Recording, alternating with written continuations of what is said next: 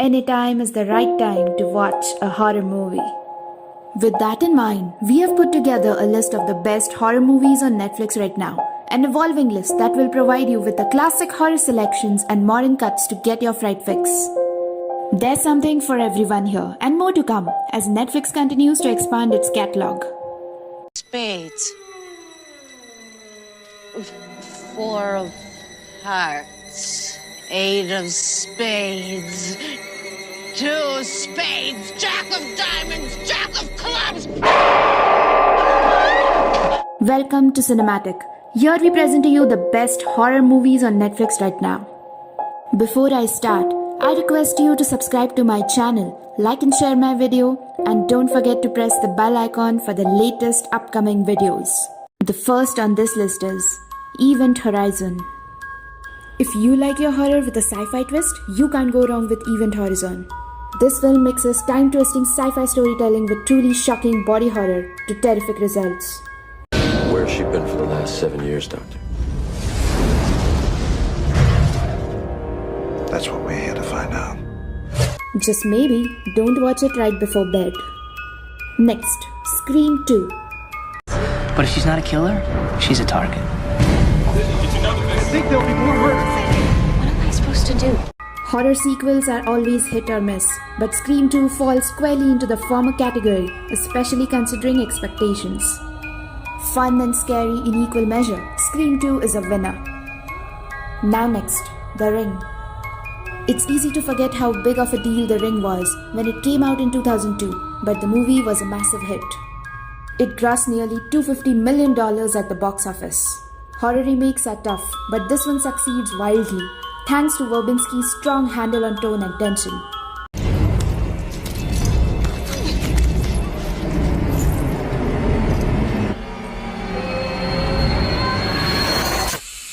Next, The Evil Dead. Are you okay?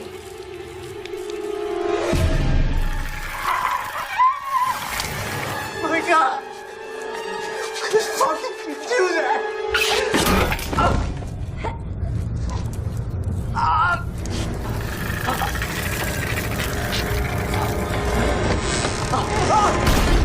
For a true horror classic, you simply must see the horror, The Evil Dead.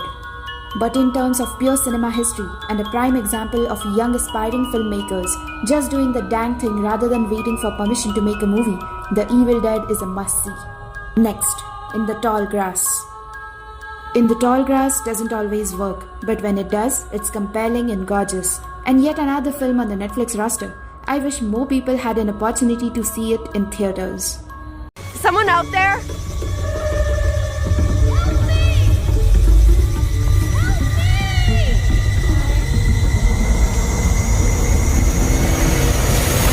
That's more than enough a reason to add it to your watch list today. Now next, Insidious. Insidious packs on its roaming, fluid shots with endless amounts of tension and bursts of nightmarish nonsense. It's a welcome addition to the canon of horror films that deal with the possession of children and spookified houses.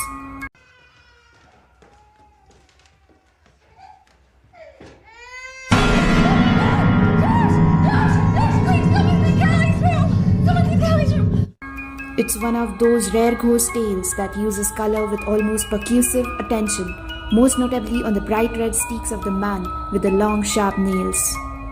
Next, Final Destination. The 2000 supernatural horror film Final Destination kicked off a bona fide horror franchise, but there's nothing quite like the original. And if you watch this one and are hungry for more, a number of the sequels are also available on Netflix. Fucking Billy, I'm not dead! Oh, you will be! You're dead! You're dead! And you're taking me with you! Oh, shit! Oh, shit!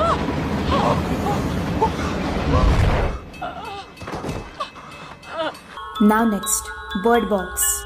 Technically, the human beings in this post-apocalyptic scenario still can see if they are so inclined, but to do so is to invite madness and ultimately death.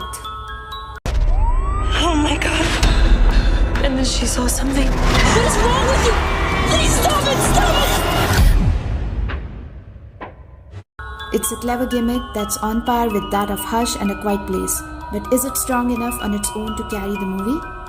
Next, a Parcel. You are not ready for a Parcel. You may think you are ready for a Parcel, but this brutal piece of British folk horror boasts the kind of crazy butchery that will have you watching through squinted eyes and squirming in your seat. According to the edict of this land.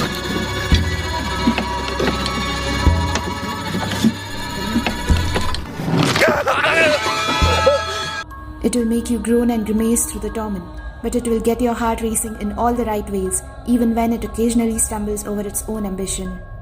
Next, The Witch. Wouldst thou like to live deliciously? So belows The Witch, one of the scariest and prettiest horror movies in recent memory.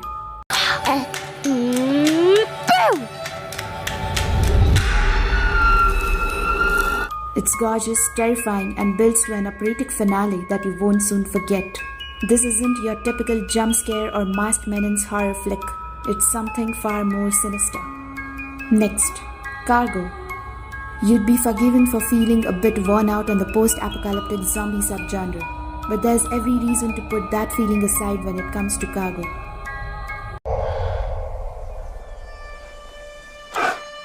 Rosie?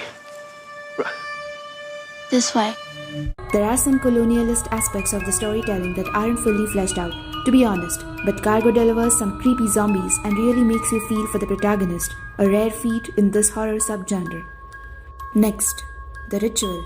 Possibly, or it's the bit they don't show you in the nature documentary. It's a warning. We shouldn't be here. It features, hands down, one of the creepiest movie monster creations in recent years. That's worth a watch by itself. It's a rare treat in movies for guys these days, rarer still in the horror genre. Watch this one soon before you're spoiled. And now next, 1922. It struggles a bit with pacing, rushing the early bits and dragging out Wilf's long fall.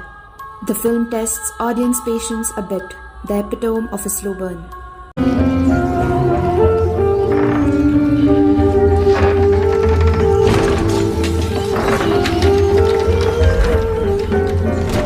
But 1922 also has the strength of a simple, direct story, which Hilditch honors in full form by crafting the simmering tension of a certain dread.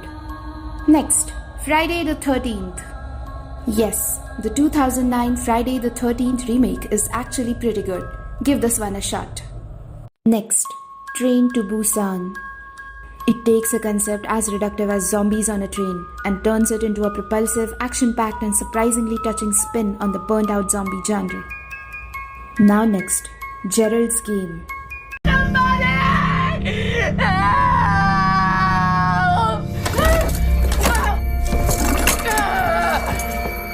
It is the impossible adaptation, but Flanagan has proven himself one hell of an idea man. With his string of horror hits and finding a way to make Geralds Game work is his most impressive feat yet. Next, Hush. If you're looking for a taut psychological final girl thriller that isn't shy on violence but mostly avoids the pitfalls of sexualized assault, you do well to check out the 2016 film Hush. Next, Under the Shadow. Under the Shadow is perhaps the boldest emblem of the repressed rage felt by women in Iran to be released since a separation, and announces Anwari as one of the most promising young Iranian directors currently working. Next, The Invitation. The Invitation holds its cards until the last possible moment, gleefully teetering between supernatural horror and existentialist drama before exploding into a cutting violent climax. Bolstered by a near-flawless cast, a tightly wound, untraditional soundtrack, a fabulously claustrophobic cinematography, The Invitation has all the ingredients of an instant indie horror classic. Next, The Wicker Man. It all culminates in one of the all-time great movie endings, a sick, giddy nightmare I still haven't been able to shake decades after seeing the movie for the first time. And now, Velvet Buzzsaw. Some spirit! It's connected to his art!